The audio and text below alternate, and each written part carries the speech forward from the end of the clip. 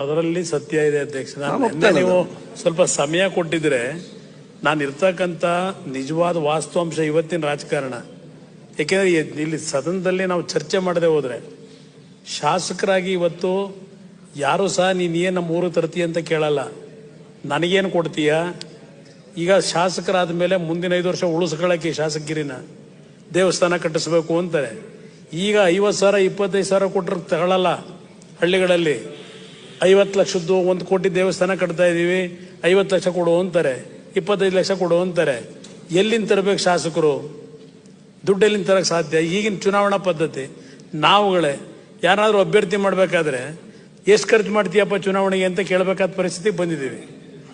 ಹಿಂದಿನ ಕಾಲದಲ್ಲಿ ನೀವು ಪಕ್ಷದ ಮುಖಂಡರುಗಳು ಒಂದು 5,000 ರೂಪಾಯಿ 10,000 ರೂಪಾಯಿ ಕೊಟ್ಟರೆ ಆ ಮುಖಂಡರ ಕಾಲಿಗೆ ನಮಸ್ಕಾರ ಮಾಡಿ, ಅಯ್ಯೋ 5,000 ಕೊಟ್ರಪ್ಪ 5,000 ರೂಪಾಯಿನ ಅಂತ ಕೈ ಮುಗಿದು ಹೋಗೋರು ಚುನಾವಣೆ ನಡೆಸೋಕ್ಕೆ.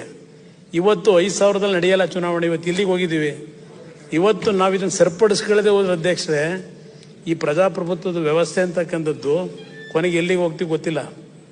ಸದನದಲ್ಲಿ ನೀವು ಹೇಳಿದ್ರಿ, ಇಲ್ಲಿವರೆಗೆ ಶಾಸಕರಿಗೆ ದುಡ್ಡು ಕೊಟ್ಟು ಮಂತ್ರಿಗೆ ದುಡ್ಡು ಕೊಟ್ಟು ಅವ್ರು ಕೆಲಸ ಮಾಡಿಸ್ಕೊಳ್ಳೋರು.